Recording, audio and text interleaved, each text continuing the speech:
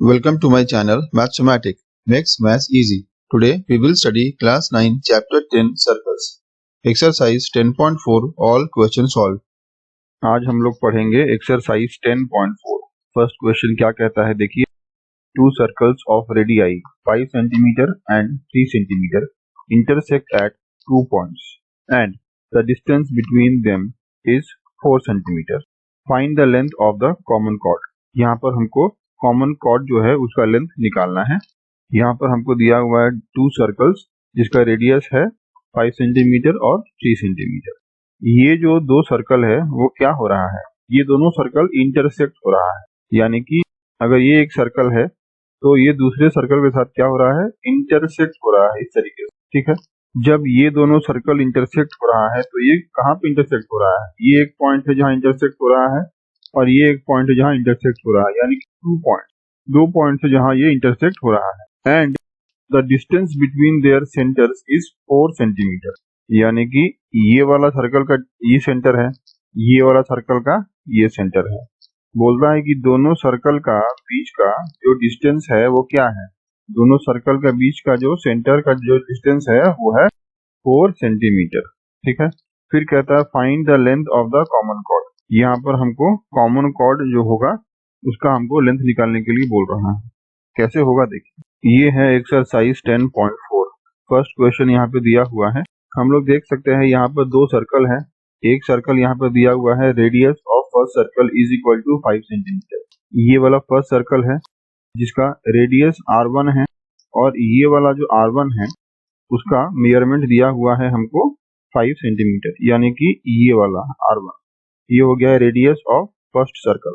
Radius of second circle मेरे पास है r2 जो कि है 3 सेंटीमीटर.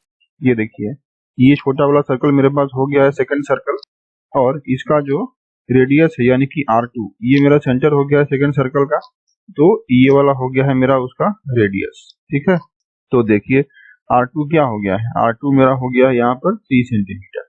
यानी कि B से लेके A तक का जो डिस्टेंस है वो मेरा हो गया है 3 सेंटीमीटर. O से A तक का जो डिस्टेंस है वो मेरा हो गया है 5 सेंटीमीटर का. लेट द रेडियस r1 इसको पकड़ लिए हैं हम लोग OA.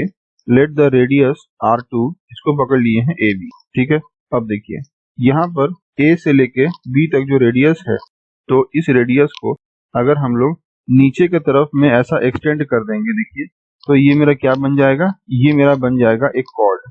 यानी कि A से लेके C तक यानी कि AC मेरा एक बन जाएगा कॉमन कॉर्ड. ये कॉमन कॉर्ड क्यों बना, क्योंकि AC जो है वो मेरा देखिए कॉर्ड का काम कर रहा है सर्कल 1 के लिए. क्योंकि ये वाला सर्कल 1 है तो AC क्या है उसका एक कॉर्ड का काम कर रहा है, देख सकते हैं हम लोग. ये वाला है AC. ठीक है, ये मेरा हो गया है कॉर्ड ऑफ सर्कल 1. सिमिलरली देखिए जो सर्कल 2 है छोटा वाला सर्कल है उसका AC क्या है, AC मेरा हो गया है उसका डायमीटर. तो हमको पता है जो डायमीटर होता है वो भी मेरा क्या होता है, एक कॉर्ड होता है. इसलिए छोटा सर्कल का मेरा जो कॉर्ड है वो भी AC हो गया है और बड़ा सर्कल का कॉर्ड है वो भी AC हो गया है. इसलिए कहते हैं AC is the common chord. Question में हमको बोलता है find the value of AC. जो AC यहाँ पर बनाए हैं हम लोग उसका हमको वैल्यू चाहिए, ये हमको क्वेश्चन में बोल रहा है. ठीक है, अब देखिए यहाँ पे कहता है since perpendicular drawn from the centre of a circle to the chord of a circle bisects the chord. यानी कि सेंटर ऑफ ए सर्कल यानी कि अगर सेंटर ऑफ ए सर्कल से अगर हम लोग कोई परपेंडिकुलर लाइन को ड्रॉ कर देते हैं कॉर्ड के ऊपर में तो वो क्या करेगा, वो कॉर्ड को बाइसेक्ट कर देगा और परपेंडिकुलर एंगल बनाएगा. Since perpendicular drawn from centre of a circle यानी कि ये जो सर्कल 1 है, सर्कल 1 का ये वाला सेंटर है, ये सेंटर से अगर हम लोग एक परपेंडिकुलर ड्रॉ कर दिए हैं कॉर्ड AC के ऊपर में तो ये क्या करेगा, ये परपेंडिकुलर लाइन जो है वो AB के साथ में 90 डिग्री का एंगल बनाएगा सबसे पहले. उसके बाद क्या करेगा, जो कॉर्ड AC है उसको इक्वल पार्ट में डिवाइड कर देगा. यानी कि ये हो जाएगा मेरा AB is equal to BC. ठीक है, ये मेरा बन जाएगा. अगर हमको ये दो चीज मिल जाता है तो नेक्स्ट क्या होगा देखिए, मेरे पास हो गया है AB is equal to BC और मेरे पास हो गया है OB परपेंडिकुलर टू AC. यानी कि एंगल ABO मेरा बन जाता है 90 डिग्री का एंगल. तो अगर एंगल ABO मेरे पास बन गया है 90 डिग्री का एंगल तो हम बोल सकते हैं कि जो ट्रायंगल ABO है वो मेरा बन गया है राइट एंगल ट्रायंगल, है ना. तो अगर ये मेरा ट्राइंगल ABO एक राइट एंगल ट्राइंगल बन गया है, तो इससे हम लोग क्या देख सकते हैं? इससे हम लोग देख सकते हैं कि देयरफॉर हाइपोटेन्यूज क्या है? OA। तो हाइपोटेन्यूज का स्क्वायर जो होता है राइट एंगल ट्राइंगल में, वो मेरा इक्वल टू होता है बेस का स्क्वायर प्लस परपेंडिकुलर का स्क्वायर। तो बेस मेरा हो गया है OB और परपेंडिकुलर हो गया है मेरा AB। तो ये फॉर्मूला हमको यहाँ से मिल गया। ओके, ध्यान से देखिए, हमको यहाँ पर क्या नहीं दिया हुआ है। तो यहाँ से हम लोग देख सकते हैं कि AB का स्क्वायर ये मेरा क्या हो जाता? AB का स्क्वायर मेरा हो जाता OA का स्क्वायर माइनस OB का स्क्वायर, और AB के ऊपर से अगर ये स्क्वायर को हम लोग हटा लेंगे, ये स्क्वायर को हटा लेंगे, तो यहाँ बन जाएगा मेरा स्क्वायर रूट, जो कि मेरा यहाँ पर बन गया है। यानी कि AB इज इक्वल टू मेरा बन जाता है स्क्वायर रूट ऑफ OA का स्क्वायर माइनस OB का। अब देखिए क्वेश्चन में OA क्या था? OA था मेरे पास रेडियस 1। तो हमको पता है कि रेडियस 1 मेरे पास दिया हुआ था 5, इसलिए ये मेरा हो गया है 5 का स्क्वायर। अब देखिए OB का स्क्वायर, OB हमको क्वेश्चन में दिया हुआ था। देखिए OB क्या है? OB है मेरे पास distance between centres of two circle, यानी कि दो सर्कल के सेंटर का जो डिस्टेंस है वो है मेरे पास OB। ये हमको क्वेश्चन में दिया हुआ है, ये है मेरे पास 4 सेंटीमीटर। यानी कि दो सर्कल है और दोनों ही सर्कल का जो सेंटर है, ये सेंटर के बीच का जो डिस्टेंस है वो है 4 सेंटीमीटर, इसलिए OB के जगह पे लिख लिए हैं 4 सेंटीमीटर। तो देखिए यहाँ पर हो गया है मेरे पास 25 माइनस 16 और यहाँ पर हो गया है 9। देयरफॉर AB का वैल्यू निकल जाता है मेरे पास 3 सेंटीमीटर, यानी कि जो रेडियस 2 है वो रेडियस 2 का वैल्यू निकल गया है 3 सेंटीमीटर। अब देखिए यहाँ पर कहता है if AB is equal to 3 centimetre, यानी कि अगर AB का वैल्यू मेरे पास 3 सेंटीमीटर है, देन BC के वैल्यू भी मेरे पास 3 सेंटीमीटर होना चाहिए। ऐसा क्यों? क्योंकि हमको पता है कि परपेंडिकुलर जो लाइन ड्रॉ हुआ था कॉर्ड के ऊपर में, तो ये क्या हो जाएगा, ये वाला जो कॉर्ड है उसको इक्वली डिवाइड कर देगा। तो यहाँ से यहाँ तक मेरा क्या था? यहाँ से लेके यहाँ तक मेरे पास था AB और यहाँ से यहाँ तक था मेरा BC। तो AB के वैल्यू मिल गया है हमको 3, तो BC भी मेरे पास 3 होना चाहिए। ठीक है, इसलिए देखिए BC भी मेरा हो गया है 3 सेंटीमीटर। सिंस AC क्या है? AC मेरे पास है, देखिए AB plus BC, therefore 3 plus 3 यानी कि 6 सेंटीमीटर। तो A से लेके C तक का जो डिस्टेंस है वो हमको मिल गया है 6 सेंटीमीटर का। तो AC क्या था? AC ही मेरे पास था common chord, therefore the length of the common chord AC मेरा हो गया है 6 centimetre. Thus, we can observe that length of the chord is equal to diameter of circle 2, यानी कि जो लेंथ है कॉर्ड का, यानी कि AC जो कॉर्ड था उसका जो लेंथ है वो इक्वल हो जाएगा डायमीटर ऑफ सर्कल 2, यानी कि सर्कल 2 का जो डायमीटर है उसका इक्वल हो जाएगा लेंथ ऑफ कॉर्ड AC। ये है देखिए AC। तो AC क्या है? AC मेरा बन गया है डायमीटर ऑफ सर्कल। ठीक है, अब देखिए नेक्स्ट क्या है। नेक्स्ट है क्वेश्चन 2। ये कहता है if two equal chords of a circle intersect with in the circle, prove that the segments of one chord are equal to corresponding segments of other chord. कैसे होगा देखिए, ये है क्वेश्चन नंबर 2। यहाँ पर दिया हुआ है if two equal chords of a circle intersect with in the circle, यानी कि जो कॉर्ड्स दिया हुआ है हमको ये दोनों इक्वल कॉर्ड्स है। ठीक है, ये दोनों ही कॉर्ड्स इक्वल है और ये क्या हो रहा है, ये दोनों ही इंटरसेक्ट हो रहा है। कहाँ पे? विद इन द सर्कल, यानी कि सर्कल के भीतर में ये दोनों कॉर्ड जो है वो इंटरसेक्ट हो रहा है और दोनों ही कॉर्ड इक्वल है। हमको प्रूव करने के लिए बोलता है prove that the segments of one chord, यानी कि एक कॉर्ड का जो सेगमेंट है वो क्या होगा? इक्वल होगा to the corresponding segment of the other chord, यानी कि जो सेगमेंट होगा एक कॉर्ड का वो दूसरे कॉर्ड के सेगमेंट के साथ इक्वल होगा, ये हमको बोल रहा है। ठीक है, देखिए यहाँ पे दिया हुआ है हमको एक circle, let ABCD be two chords such that AB is equal to CD। यहाँ पे हम लोग दो कॉर्ड्स ले लिए हैं, एक कॉर्ड हम ले लिए हैं ये वाला AB को और एक कॉर्ड ले लिए हैं ये वाले CD को। तो AB और CD मेरे पास बन गया है दो कॉर्ड्स और क्वेश्चन में दिया हुआ था टू इक्वल कॉर्ड्स, इसका मतलब दोनों ही कॉर्ड मेरा इक्वल है, यानी कि AB जो है वो इक्वल हो जाएगा CD का। अब देखिए यहाँ बोल रहा था कि दोनों कॉर्ड इंटरसेक्ट हो रहा था विद इन द सर्कल, यानी कि देखिए दोनों कॉर्ड्स इस पॉइंट में इंटरसेक्ट हो रहा है। तो इसलिए हम लोग ये जो इंटरसेक्टिंग पॉइंट है दोनों सर्कल का, इसलिए ये जो इंटरसेक्टिंग पॉइंट है दोनों कॉर्ड्स का, इसका नाम दे दिए हैं हम लोग E। Also AB and CD intersect at. ठीक है, अब देखिए ये सर्कल का सेंटर मेरे पास दिया हुआ था, let centre of the circle हम लोग पकड़ लिए हैं तो हमको यहाँ प्रूफ क्या करना है, हमको सेगमेंट जो है वो इक्वल है ये हमको प्रूफ करना है। हमको यहाँ पर प्रूफ करना है जो सेगमेंट है दोनों कॉर्ड्स का वो इक्वल है, यानी कि AE और CE ये मेरा इक्वल होना चाहिए और DE और DE इक्वल होना चाहिए। यानी कि ये जो कॉर्ड AB है उसका सेगमेंट हो गया है मेरे पास AE और दूसरा कॉर्ड का सेगमेंट हो गया है CE, ये दोनों मेरा इक्वल होना चाहिए। और फिर कहता है कि जो कॉर्ड AB है उसका दूसरा सेगमेंट है BE और CD कॉर्ड का दूसरा सेगमेंट है DE, ये दोनों भी इक्वल होना चाहिए। ठीक है, यानी इसके साथ ये इक्वल होना चाहिए और इसके साथ ये इक्वल होना चाहिए, हमको ये प्रूव करना है। कैसे होगा देखिए। नेक्स्ट अब यहाँ पे हम लोग क्या कर रहे हैं देखिए, construct OM perpendicular to AB and ON perpendicular to CD, यानी कि ये वाला जो सेंटर था O, वो सेंटर से हम लोग एक परपेंडिकुलर ड्रॉ कर दिए हैं कॉर्ड AB के ऊपर में, और ये सेंटर O से हम लोग परपेंडिकुलर ड्रॉ कर दिए हैं कॉर्ड CD के ऊपर में।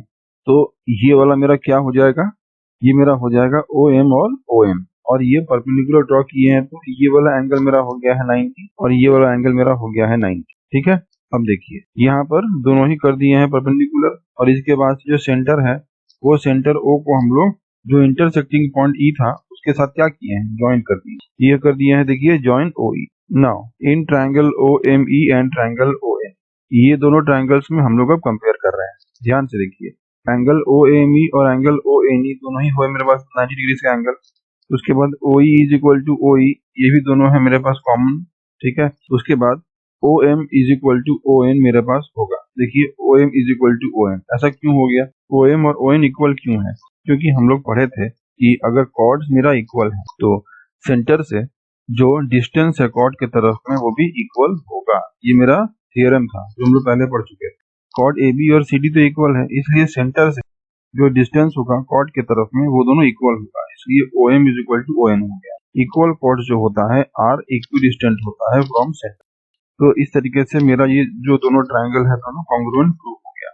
Triangle OME is congruent to triangle OM, RHS congruency criteria के हिसाब से। ठीक है, सो यूजिंग CPCT, इसलिए CPCT रूल का यूज करके यानी कि corresponding parts of congruent triangle का यूज करके हम लोग बोल सकते हैं कि ये वाला जो ME साइड है, ये ME साइड मेरा इक्वल है ये वाले NE साइड का, यानी कि ME is equal to NE। Okay, अब देखिए ME और NE इक्वल हो गया है तो नेक्स्ट क्या होगा, हमको कहता है since OM and ON is perpendicular bisectors of AB and CD, यानी कि जो OM है और ON है वो क्या है, वो AB और CD का परपेंडिकुलर बाइसेक्टर है। अगर ऐसा है तो हमको पता है कि अगर परपेंडिकुलर बाइसेक्टर होगा तो वो कॉर्ड को इक्वली डिवाइड करेगा। देखिए ये वाला देखिए OM है, ये क्या कर रहा है, ये परपेंडिकुलरली बाइसेक्ट कर रहा है कॉर्ड AB को। अगर ये कॉर्ड AB को परपेंडिकुलरली बाइसेक्ट कर रहा है तो ये मेरा क्या हो जाएगा, यहाँ से लेके यानी कि M से लेके ये जो कॉर्ड है वो इक्वली डिवाइड हो जाएगा, यानी कि ये वाला जो जगह है AM ये मेरा इक्वल हो जाएगा नीचे वाला जगह यानी कि BM का। सिमिलरली यहाँ पर देखिए ON जो है वो भी मेरा परपेंडिकुलरली बाइसेक्ट कर रहा है ये वाला कॉर्ड CD को, तो ये वाला जो जगह है D से लेके N तक ये मेरा क्या हो जाएगा, ये मेरा इक्वल हो जाएगा N से लेके C तक। ठीक है, तो ये दोनों भी मेरा इक्वल हो गया। ओके, अब देखिए next AM is equal to half AB and CN is equal to half. अगर AM is equal to MB है, इसका मतलब AM क्या हो जाएगा, AM मेरा हो जाएगा हाफ ऑफ टोटल AB, वैसे ही CN मेरा हो जाएगा हाफ ऑफ टोटल CD, है ना। देखिए AM हो गया है हाफ ऑफ टोटल AB और CN हो गया है half of total CD।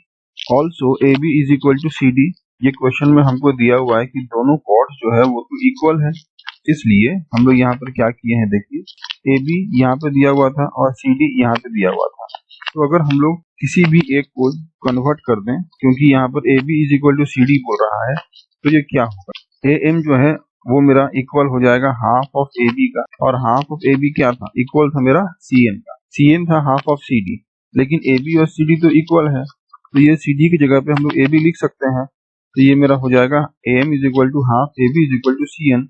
Therefore यहाँ से हम लोग कह सकते हैं कि AM जो है वो मेरा इक्वल हो जाएगा CN का। ठीक है, तो इसको पकड़ लिए हैं हम लोग पॉइंट नंबर 2। और M E is equal to N E, इसको पकड़ लिए हैं पॉइंट नंबर 1। ठीक है, तो देखिए अगर पॉइंट 1 को और पॉइंट 2 को ऐड करेंगे तो क्या हो जाएगा, एडिंग 1 एंड 2, ये मेरा हो गया है A M plus M E is equal to N E plus C N. तो A M plus M E मिला के होता है मेरे पास ए ई, और N E plus C N मिला के होता है मेरे पास सी ई। ये मेरा हो गया है A E is equal to C. Hence यानी कि जो पहला सेगमेंट है दोनों कॉर्ड्स का A E is equal to C, ये प्रूव हो गया। Since A B is equal to C D, यानी कि दोनों कॉर्ड्स इक्वल था, तो दोनों कॉर्ड्स अगर इक्वल था तो यहाँ पर ए ई इज इक्वल टू सी हो गया है। तो ये वाला जो पॉइंट 3 है ए इज इक्वल टू सी वाला, इसको अगर हम लोग इसमें से माइनस कर देंगे, यानी कि ए बी से माइनस कर देंगे ए ई को और सी डी से माइनस कर देंगे सी ई को, तो ये क्या हो जाएगा, देखिए ये मेरा हो जाएगा A B minus A E, A B minus A E is equal to C D minus C, यानी कि B E is equal to हो जाएगा डी ई। ओके, तो बी इज इक्वल डी हो गया। हेंस इस तरीके से हम लोगों ने पॉइंट 1 पॉइंट 2 दोनों को प्रूव कर दिया। अब देखिए नेक्स्ट क्या है। नेक्स्ट है क्वेश्चन नंबर 3। ये कहता है if two equal chords of a circle intersect with in the, ये है क्वेश्चन 3।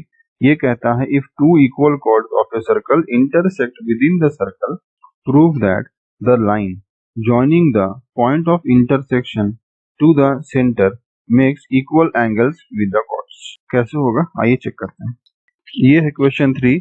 ये कहता है if two equal chords of a circle intersect within the circle, यानी कि देखिए यहाँ पर हम लोग क्या किए हैं, let A B and C D, यहाँ पर ए बी और सी डी नाम से हम लोग दो इक्वल chords को ले लिए हैं।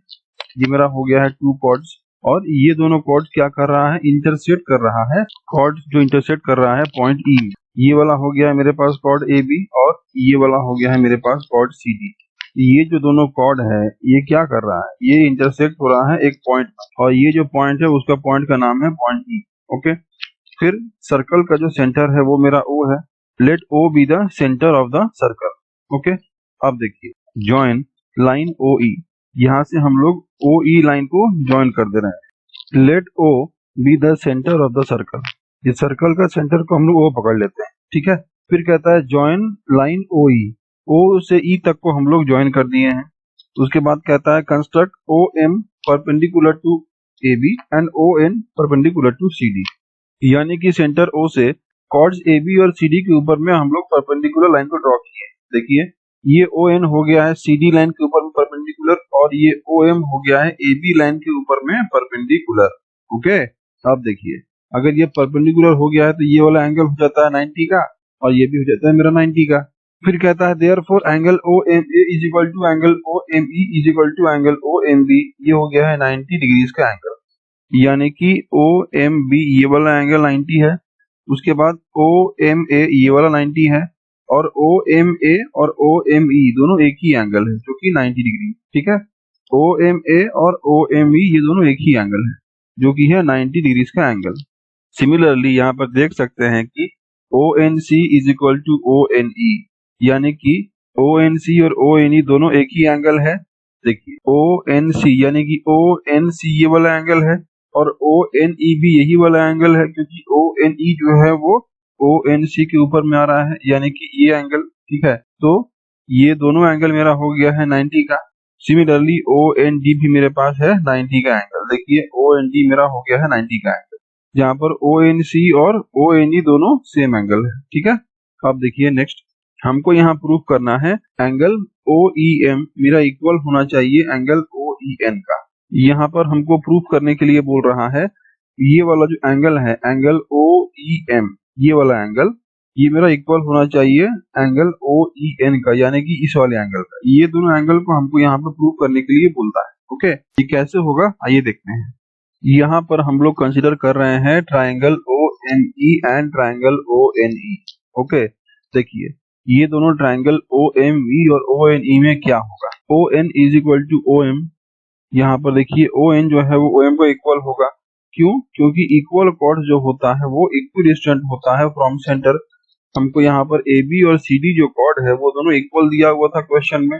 अगर ए बी और सी डी इक्वल है इसका मतलब ए बी और सी डी दोनों का जो डिस्टेंस है सेंटर से वो भी इक्वल होगा, यानी कि ओ एन जो है वो इक्वल होना चाहिए ओ एम का।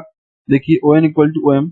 उसके बाद देखिए angle O M E is equal to angle O N E, यानी कि ये वाला जो एंगल OME है वो मेरा एंगल ONE का इक्वल है, क्योंकि दोनों ही मेरे पास हो गया है 90 डिग्रीज का एंगल। उसके बाद जो OE है वो कॉमन साइड है दोनों में, OE is equal to EO, ये मेरा है कॉमन साइड। तो देखिए क्या होगा फिर, तो यहाँ से देख सकते हैं हम लोग कि ट्रायंगल OME जो है वो मेरा ट्रायंगल ONE के साथ में क्या हो गया है, कॉन्ग्रुएंट हो गया है यूजिंग RHS कॉन्ग्रुएंसी रूल, यानी कि RHS कॉन्ग्रुएंसी रूल के हिसाब से दोनों ट्रायंगल कॉन्ग्रुएंट हो गया है। अगर दोनों ही ट्रायंगल्स कॉन्ग्रुएंट प्रूव हो गया तो हम लोग बोल सकते हैं कि यूजिंग CPCT रूल, यानी कि corresponding parts of congruent triangle rule के हिसाब से एंगल OEM जो है वो मेरा इक्वल हो जाता है एंगल OEN का, जो कि हमको प्रूव करना था, हेंस प्रूव्ड। इस तरीके से हम लोगों ने प्रूव कर दिया कि जो एंगल OEM है वो इक्वल है एंगल OEN का। ओके, अब देखिए नेक्स्ट क्या है। नेक्स्ट है क्वेश्चन नंबर 4। ये है क्वेश्चन नंबर 4। ये कहता है if A line intersects two concentric circles, यानी कि अगर मेरे पास कोई दिया हुआ एक लाइन है और वो लाइन क्या कर रहा है, इंटरसेक्ट कर रहा है। किसको इंटरसेक्ट कर रहा है? टू कंसेंट्रिक सर्कल्स को इंटरसेक्ट कर रहा है, circles with same centre. Concentric circles का मतलब होता है ऐसा सर्कल जिसका सेंटर सेम, ठीक है। फिर कहता है कि विद सेंटर O, यानी कि सर्कल का सेंटर मेरा O है और जो इंटरसेक्ट कर रहा है वो इंटरसेक्ट कर रहा है points A, B, C, D और E में, ठीक है। ये जो लाइन है वो लाइन इंटरसेक्ट कर रहा है टू कंसेंट्रिक सर्कल्स को, और कंसेंट्रिक सर्कल का जो सेंटर है वो है O, और जो लाइन है वो टू कंसेंट्रिक सर्कल्स को इंटरसेक्ट कर रहा है points A, B, C, D। देखिए ये मेरा दो सर्कल है और ये सर्कल का मेरा सेंटर है, यानी कि ये दोनों मेरा हो गया कंसेंट्रिक सर्कल्स और इसका सेंटर मेरे पास हो गया है ये वाला O। ओके, फिर कहता है कि AB मेरे पास एक लाइन है। देखिए AB जो लाइन है वो क्या किया है, वो इंटरसेक्ट किया है सर्कल्स में A, B, C और D में, ठीक है। ये चार पॉइंट्स में इंटरसेक्ट किया है। यहाँ पे हमको प्रूव करना है कि जो AB है वो मेरा इक्वल होगा CD का।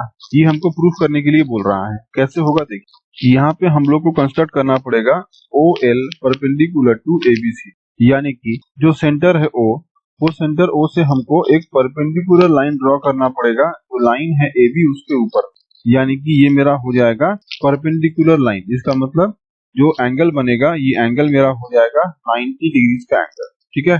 तो इस तरीके से हम लोग देख सकते हैं कि ये मेरा 90 डिग्रीज का एंगल हो गया दोनों का दोनों। वी नो दैट, हमको पता है कि a perpendicular drawn from centre of a circle, यानी कि अगर सर्कल के सेंटर से अगर कोई परपेंडिकुलर लाइन ड्रॉ करते हैं हम लोग, a perpendicular drawn from the centre of a circle to any of the chords of a circle bisects the chord, यानी कि अगर सेंटर ऑफ ए सर्कल से कोई परपेंडिकुलर लाइन ड्रॉ होता है कॉर्ड के ऊपर में, तो वो क्या करता है, वो कॉर्ड को इक्वली डिवाइड कर देता है, यानी कि BL जो है वो मेरा इक्वल हो जाएगा LC का। सिमिलरली देखिए, therefore OL perpendicular to BC, अगर OL मेरा परपेंडिकुलर है BC का, देयरफॉर BL क्या हो जाएगा, BL मेरा इक्वल हो जाएगा LC का, जो इनर सर्कल के लिए हो गया है। इसको पकड़ लिए हैं 1। अब देखिए आउटर सर्कल का जो कॉर्ड है वो है मेरा A से लेके B, ठीक है। A से लेके B के ऊपर में अगर हम लोग परपेंडिकुलर लाइन ड्रॉ करते हैं तो ये क्या हो जाएगा, ये मेरा हो जाएगा AL is equal to LD, ठीक है। Again in the outer circle OL जो है वो परपेंडिकुलर है AD का, तो AL इक्वल टू हो गया है LD। इसको पकड़ लिए हैं 0.2। अब क्या कर रहे हैं देखिए, हम लोग 2 को सब्ट्रैक्ट कर रहे हैं 1 से, सब्ट्रैक्टिंग 2 फ्रॉम 1। अगर हम लोग 2 को सब्ट्रैक्ट करेंगे 1 से तो ये मेरा क्या हो जाएगा, ये मेरा हो जाएगा AL minus BL is equal to LD minus LC। तो ऐसा करने से हमको मिल जाता है AB is equal to CD, जो कि हमको क्वेश्चन में प्रूफ करने के लिए बोल रहा था। देखिए ये मेरा हो गया है A से लेके B, और ये वाला मेरा इक्वल हो जाएगा किसका, CD का, यानी कि C से लेके D तक का। तो AB is equal to CD हमको यहाँ पर प्रूफ करने के लिए बोल रहा था, जो कि हम लोगों ने प्रूफ कर दिया। ओके, अब देखिए नेक्स्ट क्या है। ये है क्वेश्चन नंबर 5। ये कहता है 3 girls Reshma, Salma and Mandeep are standing on a circle of radius 5 cm drawn in a park, यानी कि मेरे पास एक पार्क है जो कि सर्कुलर शेप में है। ओके, तो ये पार्क में कौन खड़ा है, रेशमा, सलमा और मनदीप खड़ा है। तो देखिए रेशमा खड़ी है इधर, संदीप खड़ी है इधर, तो देखिए रेशमा खड़ी है इधर, सलमा खड़ी है इधर और मनदीप खड़ी है इधर। ठीक है, 3 लड़की इस पार्क में खड़ी है। क्वेश्चन में दिया हुआ है कि रेडियस जो है यानी कि सेंटर से जो डिस्टेंस है रेशमा, सलमा और मनदीप का वो क्या है, वो है 5 सेंटीमीटर। ये क्वेश्चन में हमको दिया हुआ है। ठीक है, इसलिए देखिए सेंटर से तीनों लड़की है वो इक्वल डिस्टेंस में खड़ी है, यानी कि 5 सेंटीमीटर में खड़ी है, यानी कि 5 मीटर में खड़ी है। देखिए रेडियस दिया हुआ है हमको 5 मीटर का, ड्रॉन इन ए पार्क। फिर कहता है Reshma throws a ball to Salma, Salma to Mandeep and Mandeep to Reshma, यानी कि ये लोग क्या कर रही है, ये लोग बॉल को थ्रो कर रही है। तो देखिए रेशमा ने यहाँ से बॉल को थ्रो किया है सलमा की तरफ, यानी कि ये वाला रेशमा ने बॉल थ्रो किया है सलमा की तरफ, फिर सलमा ने बॉल थ्रो किया है मनदीप की तरफ और फिर मनदीप ने बॉल थ्रो किया है रेशमा की तरफ। ये लोग अपने में बॉल थ्रो कर रहे हैं। ठीक है, फिर कहता है कि if the distance between Reshma and Salma and Mandeep is 6 metre each, यानी कि रेशमा से सलमा का जो डिस्टेंस है वो हमको दिया हुआ है 6 मीटर। ठीक है, वैसे ही सलमा से मनदीप का डिस्टेंस हमको दिया हुआ है 6 मीटर। हमको कहता है कि रेशमा से मनदीप का जो डिस्टेंस है वो निकालें। तो इस चीज को हमको यहाँ पर निकालना, यानी कि हमको यहाँ पर निकालना है आर एम का वैल्यू। ओके, अब देखिए हमको यहाँ पर दिया हुआ है radius O R, O S, O M, यानी कि 5 मीटर। तो ये अगर सेंटर है और ये सेंटर ओ है तो रेडियस क्या हो जाएगा, ओ आर, ओ एस और ओ एम। ये हो गया है मेरे पास 5 मीटर का। फिर देखिए R S is equal to S M, यानी कि डिस्टेंस जो था रेशमा और सलमा का, और सलमा और मनदीप का दोनों सेम था, इसलिए देखिए R S is equal to S M, ये मेरा हो गया है 6 मीटर का। यहाँ पर निकालना है हमको आर एम, तो कैसे निकलेगा चेक करते हैं। तो यहाँ से हमको निकालना है आर एम का वैल्यू, ये वाला मेरे पास हो गया है आर एम। ठीक है, उसके बाद देखिए यहाँ पर हम लोग क्या किए हैं, सेंटर जो ओ है, ये सेंटर ओ से ये आर एम के ऊपर में एक परपेंडिकुलर लाइन को ड्रॉ कर लिया है। देखिए O N perpendicular to R M, ऐसा हम लोगों ने एक लाइन ड्रॉ कर लिया है। तो ओ से लेके एन तक जो डिस्टेंस है वो मेरा क्या है, एक्स, इसको पकड़ लिया है, क्योंकि ओ से लेके एन तक जो जगह है ये वाला, इसका वैल्यू हमको नहीं पता है। ठीक है, तो इसको हम लोग पकड़ लिए हैं एक्स। अब देखिए ये परपेंडिकुलर था तो एंगल क्या हो गया है, एंगल मेरा हो गया है 90 डिग्री का एंगल। तो अगर ये मेरा परपेंडिकुलर है तो ये मेरा बनाता है 90 का एंगल यहाँ भी और 90 का एंगल यहाँ भी। ओके, तो अब देखिए in triangle O N M, यानी कि ये वाला जो ट्राइंगल है ओ एन एम, इसमें क्या हो रहा है, ओ एम का स्क्वायर, यानी कि हाइपोटेन्यूज है ओ एम, तो ओ एम का square is equal to O N का स्क्वायर प्लस एन एम का स्क्वायर। तो ओ एम क्या था मेरे पास, ओ से लेके एम हमको दिया हुआ था 5, इसलिए मेरा हो गया 5 का स्क्वायर। ओ एन हमको पता नहीं था इसलिए इसको पकड़ लिए थे एक्स, तो ये मेरा हो गया है देखिए एक्स का स्क्वायर। फिर एन एम का स्क्वायर, ये मेरा हो गया है एन एम का स्क्वायर। तो एन एम का वैल्यू भी हमको पता नहीं है इसलिए इसको ऐसे लिख लिए हैं एन एम का स्क्वायर, इसको पकड़ लिए हैं 0.1। अब देखिए next again in triangle S N M, अब हम लोग पकड़ रहे हैं ट्राइंगल एस एन एम। तो एस एन एम कहाँ पे है, देखिए ये देखिए यहाँ पे ट्राइंगल एस एन एम में क्या हो रहा है, यहाँ पर एस एन एम में एस एम मेरा हो गया हाइपोटेन्यूज, इसलिए एस एम का स्क्वायर इज इक्वल टू हो गया है एस एन का स्क्वायर प्लस एन एम का स्क्वायर। तो यहाँ पर देखिए एस एम क्या दिया हुआ था, एस एम हमको दिया हुआ था 6, इसलिए हो गया 6 का स्क्वायर। फिर एस एन क्या था, एस से लेके एन तक देखेंगे तो यहाँ से लेके यहाँ तक ये 5 था और उसके बाद यहाँ से लेके यहाँ तक ये x था, ये मेरा हो गया 5 प्लस एक्स का स्क्वायर फिर एन एम का स्क्वायर। ठीक है, तो ये मेरा बन गया नंबर 2। तो ध्यान से देखिए फ्रॉम 1 एंड फ्रॉम 2 हमको क्या मिल रहा है, 1 और 2 से हम देख सकते हैं यहाँ पर एन एम जो है वो कॉमन है। देखिए एन एम का स्क्वायर यहाँ भी है और एन एम का स्क्वायर यहाँ भी है। ठीक है, तो एन एम का स्क्वायर मतलब क्या हो जाएगा, ये मेरा हो जाएगा एक्स स्क्वायर, मेरा इक्वल टू तो उस तरफ चल जाएगा, यानी कि 5 square minus X square is equal to N M square. Similarly यहाँ पर क्या हो जाएगा, एन एम स्क्वायर मतलब हो जाएगा 6 स्क्वायर माइनस 5 प्लस एक्स का होल स्क्वायर। देखिए 6 स्क्वायर माइनस 5 प्लस एक्स का होल स्क्वायर। ओके, अब देखिए यहाँ पर इसको हम लोग सॉल्व करेंगे तो क्या मिलेगा, इसको हम लोग सॉल्व किए हैं इस तरीके से, तो हमको यहाँ पर मिला है x का वैल्यू जो है वो हमको मिल गया है -14/10। ठीक है, तो x इज इक्वल टू यहाँ पर हो गया है -14/10। तो ये वाला जो x का वैल्यू है इसको हम लोग क्या करेंगे, इसको हम लोग पुट करेंगे इक्वेशन 1 में। Now applying the value of x is equal to -14/10 in 1। तो अगर 1 में पुट करेंगे तो क्या हो रहा है, देखिए 5 का square is equal to x की जगह पुट कर दिए हैं -14/10 का स्क्वायर प्लस nm का स्क्वायर। तो इसको सॉल्व करने से देखिए हमको क्या आता है, हमको यहाँ पर हो गया 25 माइनस 196/100, यानी कि ये मेरा हो गया है इक्वल टू nm स्क्वायर का। देयरफॉर यहाँ से हमको nm का जो वैल्यू है वो मिल जाता है 4.8 m, यानी कि 4.8 मीटर का मेरा बन गया है nm। तो अगर यहाँ तक हम लोग समझ गए हैं कि nm का मतलब हो गया 4.8 मीटर, तो टोटल जो वो वाला डिस्टेंस होगा वो क्या होगा, देखिए हम लोग पढ़ लिए हैं कि n से लेके m तक ये जो है मेरा वो है मेरे पास 4.8। तो ध्यान से देखिए ये वाला अगर 4.8 है तो टोटल rm क्या होगा, हम लोग को पता है कि सेंटर से जो कॉर्ड होता है, कॉर्ड के ऊपर में अगर कोई परपेंडिकुलर लाइन ड्रॉ होता है तो वो क्या होता है, वो ये वाला जो कॉर्ड है उसको इक्वली डिवाइड कर देता है, यानी कि nm जो है वो मेरा इक्वल हो जाता है rn का।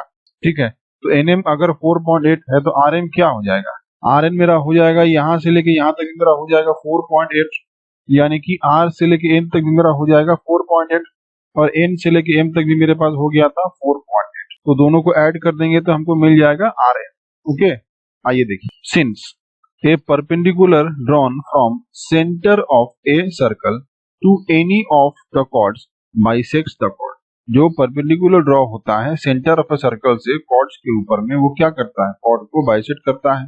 देयरफॉर rn जो होता है वो मेरा इक्वल हो जाता है nm का। देयरफॉर rm जो होगा वो मेरा rn प्लस nm है। इसलिए देखिए दोनों को ऐड कर देने से क्या होता है, हमको मिलता है rm मतलब 4.8 प्लस 4.8, यानी जो r से लेके m तक का जो डिस्टेंस है वो मेरा हो गया है 9.6 मीटर।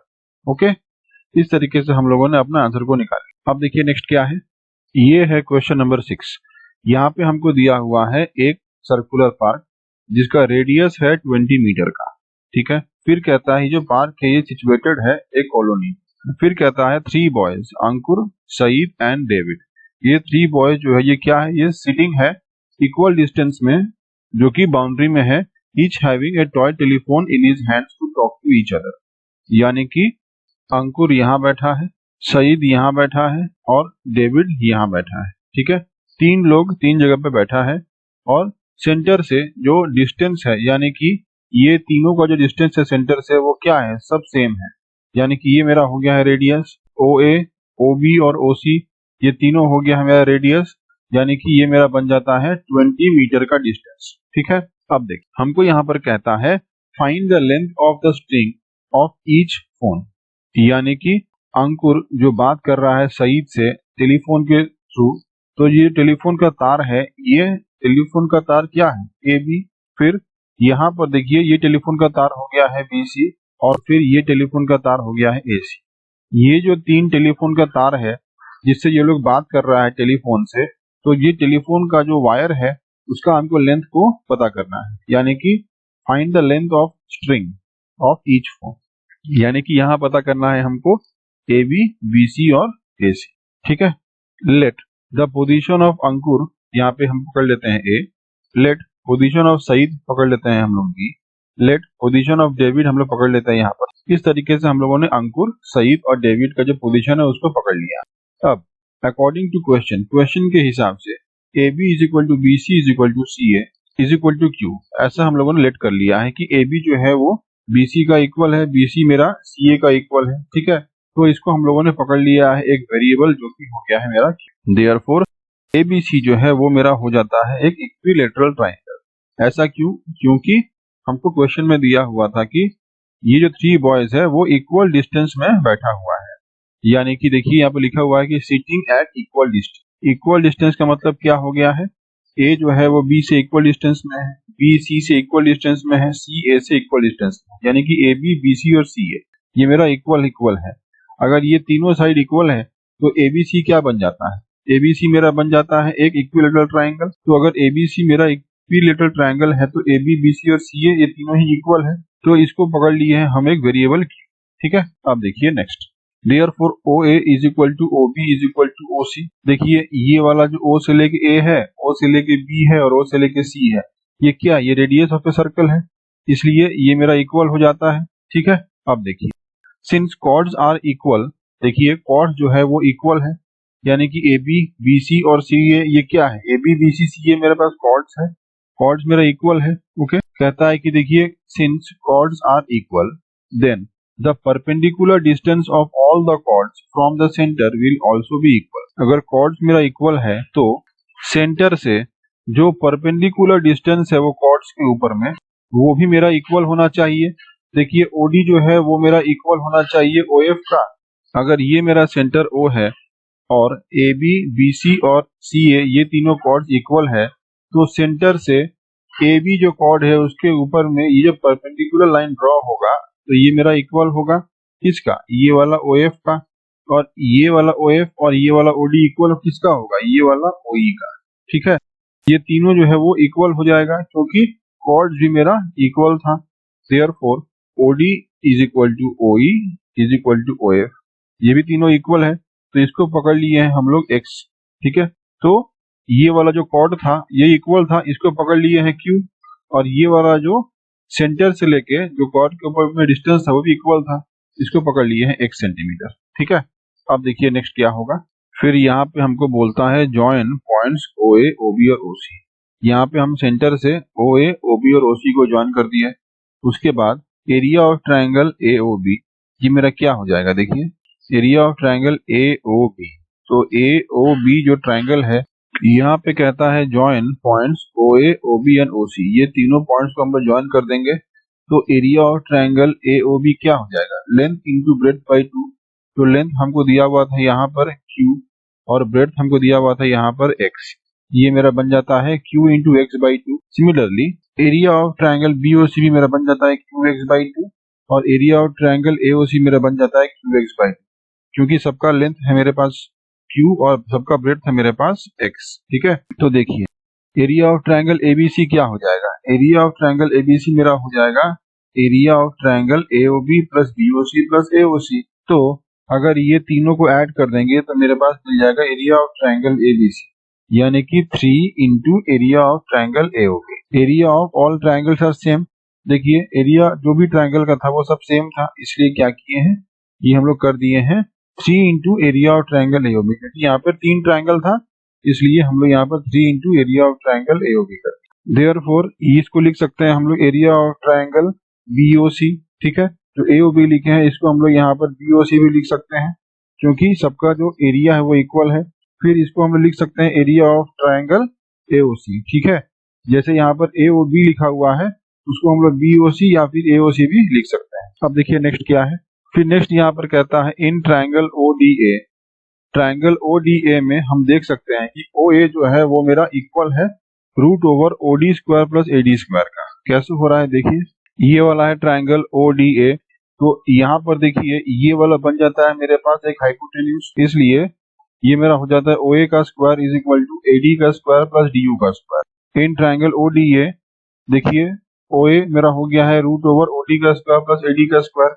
तो OD क्या था x और AD क्या निकला था Q बाई 2, इसलिए ये मेरा हो जाता है x square plus Q square by 4, या फिर इसको सॉल्व करेंगे तो मेरे पास हो जाता है half of root over 4x square plus Q square. Similarly area of triangle ABC हमको क्या दिया हुआ था, half into base into height.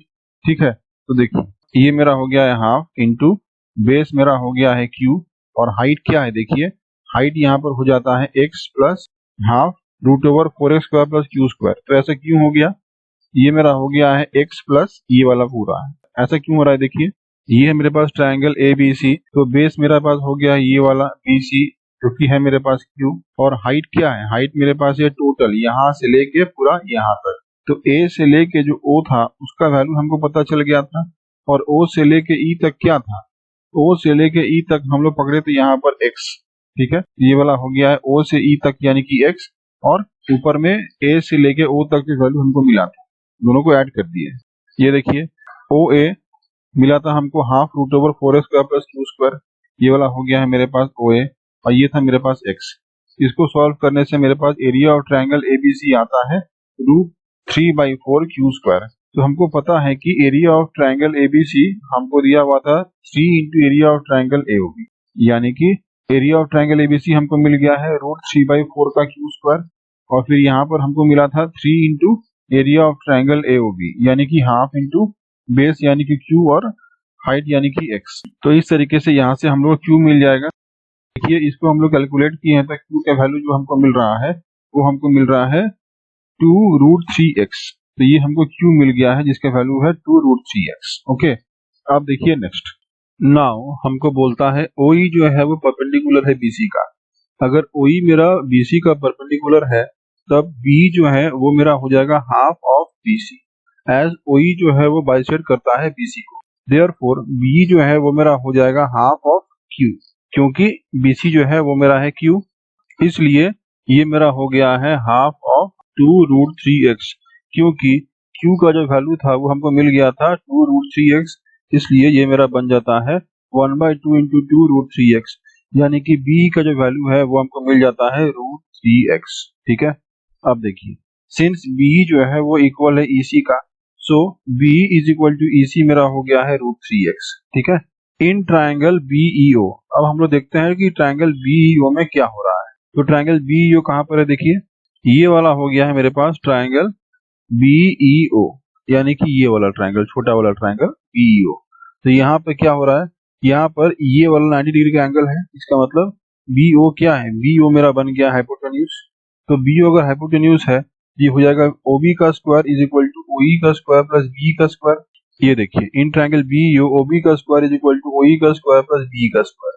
तो OB क्या था, OB हमको मिल गया था 20, फिर OE मेरे पास था x और B हमको निकल गया था √3x। तो इस तरीके से हम लोग यहाँ पर जब कैलकुलेट किए हैं यहाँ पर हमको x का जो वैल्यू है ये हमको मिल गया है 10 मीटर का। ओके, तो जब x यहाँ मिल गया है 10 मीटर तो यहाँ पर q क्या हो जाएगा, q मेरा हो जाएगा 2 इंटू √3x। तो x यहाँ पुट कर दिए हैं 10, ये मेरा बन गया है q is equal to 2 into √3 into 10, यानी कि ये बन जाता है q का वैल्यू यानी कि 20√3 मीटर। देयरफॉर हम लोग बोल सकते हैं कि AB जो है वो BC का इक्वल है और CA का इक्वल है। तो ये वाला जो वैल्यू था ये मेरा क्या था, ये मेरा वैल्यू था Q का, इसलिए ये मेरा बन जाता है 20√3 metre. Okay, therefore the length of the string of each phone is 20√3 metre. इस तरीके से हम लोग जो लेंथ ऑफ स्ट्रिंग था उसको निकाल लिए। Okay, thank you. Please like, share and subscribe to my channel and press the bell icon to get new video updates.